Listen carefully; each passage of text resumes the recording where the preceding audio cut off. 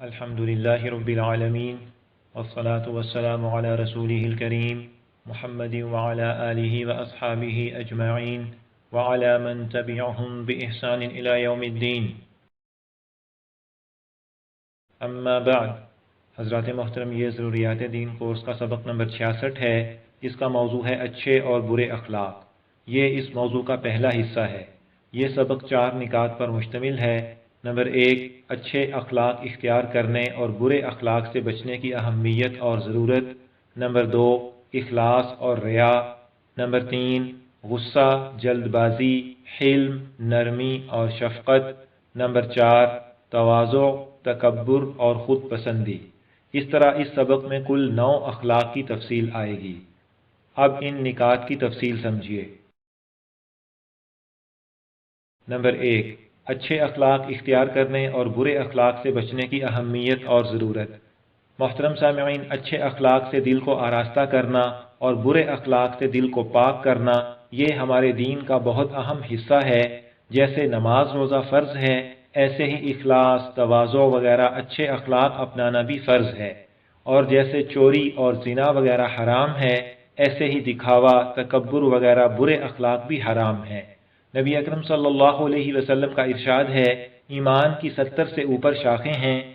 علماء کرام نے اس حدیث کی روشنی میں ایمان کی شاخوں کی تفصیل بیان فرمائی ہے. چنانچہ ایمان کی کل شاخیں 77 ہیں. ان میں سے 30 شاخیں دل سے متعلق ہیں. اپنا ایمان اور عقیدہ درست رکھنا یہ بھی دل سے متعلق ہے اور اسلام کا سب سے بنیادی حصہ ہے. ایمان اور صحیح عقیدے کی تفصیل کورس کے سبق نمبر 2، 3 اور 50 میں بیان ہو چکی ہے. اس طرح دل کی 30 میں سے باقی 21 شاخیں ایمان کی اچھے اور برے اخلاق کے بارے میں ہیں. تو جو شخص اچھے اخلاق اپنانے اور برے اخلاق دور کرنے کی کوشش نہیں کرتا، اس کا ایمان ایسا ہی ہے جیسے لنگڑا، لنجا، اندھا، کانا، اپاہج آدمی. رسول اللہ صلی اللہ علیہ وسلم کا ارشاد ہے، جان لو کہ بدن میں ایک ٹکڑا ہے، جب وہ صحیح ہوتا ہے تو سارا بدن درست ہو جاتا ہے، اور جب وہ خراب ہوتا ہے تو سارا بدن خراب ہو جاتا ہے. جان لو وہ دل ہے. اس حدیث سے دل کو اچھے اخلاق سے سجانے اور برے اخلاق سے صاف رکھنے کی بہت زیادہ تاکید ثابت ہوتی ہے. اور دوسرے یہ معلوم ہوا کہ اخلاق کی درستگی کے بغیر باقی اعمال میں بھی کمال نہیں آتا.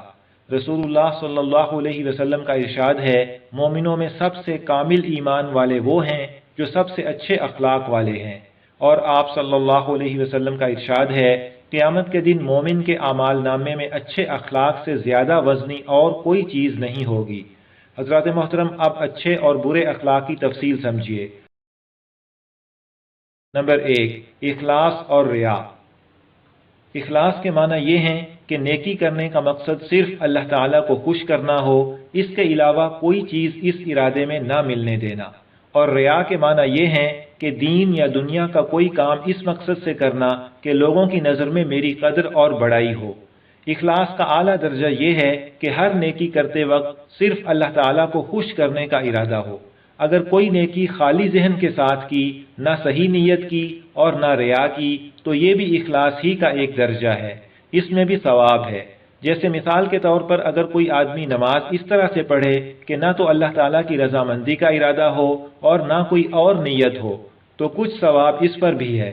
نبی اکرم صلی اللہ علیہ وسلم کا ارشاد ہے، انما الاعمال بالنیات وانما لکل امرئ ما نوی. عمل ارادوں سے ہوتے ہیں اور آدمی کو وہی ملتا ہے جس کا اس نے ارادہ کیا. اس حدیث سے معلوم ہوا کہ اگر آدمی نیک کام آخرت کے لیے کرے تو ثواب ہوگا، اور اگر دنیا کے لیے کرے تو آخرت میں کچھ نہیں ملے گا.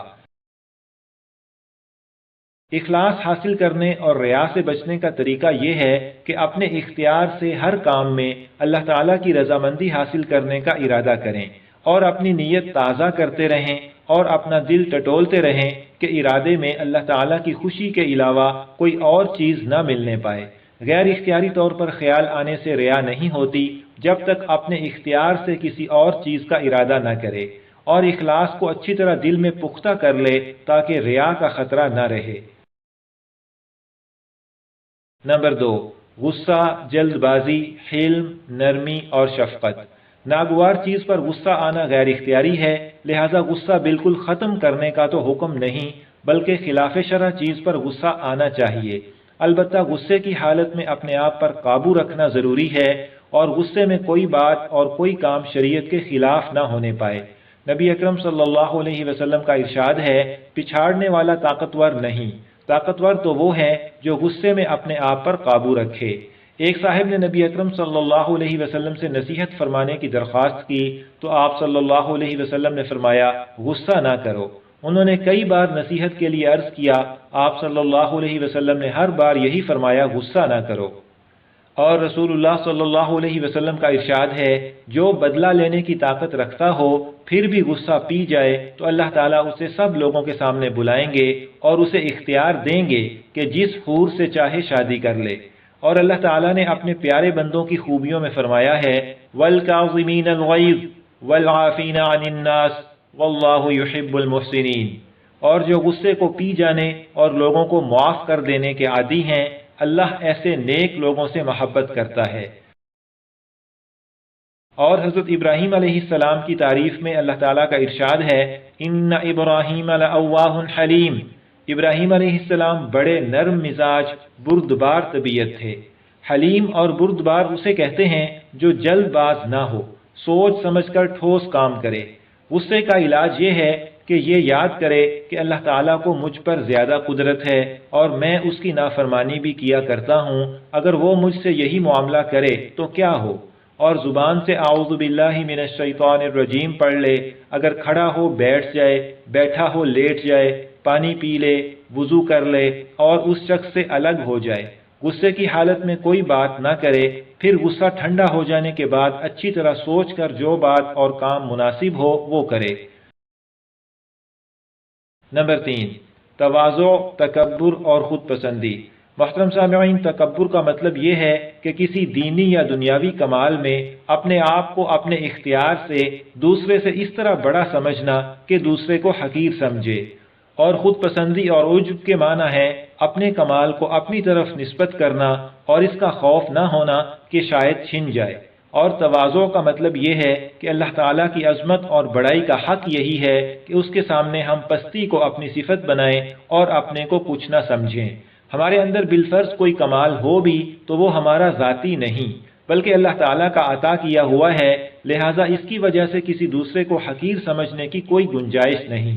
بڑائی تو اللہ تعالیٰ کی خاص صفت ہے، بندہ تو ہر دم اپنے خالق و مالک کا محتاج ہے، لہٰذا بندے کے لائق یہی ہے کہ اپنے کو کچھ نہ سمجھے اور پستی اختیار کرے۔ تواضع کا اعلیٰ درجہ یہ ہے کہ تعریف اور مذمت عقلی اعتبار سے برابر ہو جائیں، اگرچہ طبعی طور پر تو برابر نہیں ہو سکتی۔ اللہ تعالیٰ کا ارشاد ہے، وَلَهُ الْكِبْرِيَاءُ فِي السَّمَاوَاتِ وَالْأَرْضِ وَهُوَ الْعَزِيزُ الْحَكِيمُ، اور تمام تر بڑائی اسی اللہ کو حاصل ہے، آسمانوں میں بھی اور زمین میں بھی، اور وہی ہے جس کا اقتدار بھی کامل ہے، حکمت بھی کامل ہے۔ اور نبی اکرم صلی اللہ علیہ وسلم کا ارشاد ہے، 3 چیزیں ہلاک کرنے والی ہیں، خواہش پرستی اور بخل اور عجب۔ اور رسول اللہ صلی اللہ علیہ وسلم کا ارشاد ہے، جس کے دل میں ذرہ بھر تکبر ہوگا وہ جنت میں نہ جائے گا۔ اور نبی اکرم صلی اللہ علیہ وسلم کا ارشاد ہے، اللہ تعالیٰ نے میری طرف وحی بھیجی ہے کہ تم سب تواضع اختیار کرو، پس کوئی کسی پر فخر نہ کرے اور کوئی کسی پر ظلم نہ کرے۔ حضرات محترم، عجب کا علاج یہ ہے کہ اپنے کمال کو اللہ تعالیٰ کی عطا سمجھے اور اللہ تعالیٰ کی بے نیازی یاد کر کے اس بات سے ڈرے کہ شاید مجھ سے یہ کمال چھن جائے۔ اور تکبر کا علاج یہ ہے کہ اللہ تعالیٰ کی عظمت اور بڑائی کو ذہن میں حاضر رکھے اور دوسروں کے ساتھ عاجزی اور انکساری سے پیش آئے۔ یہاں پر ضروریات دین کورس کا سبق نمبر 66 مکمل ہوا۔ انشاءاللہ تعالی سبق نمبر 67 اس موضوع کا دوسرا حصہ ہوگا۔ اللہ تعالیٰ سے دعا ہے کہ ہمیں اچھے اخلاق اختیار کرنے اور برے اخلاق اپنے دل سے دور کرنے کی توفیق عطا فرمائے، آمین۔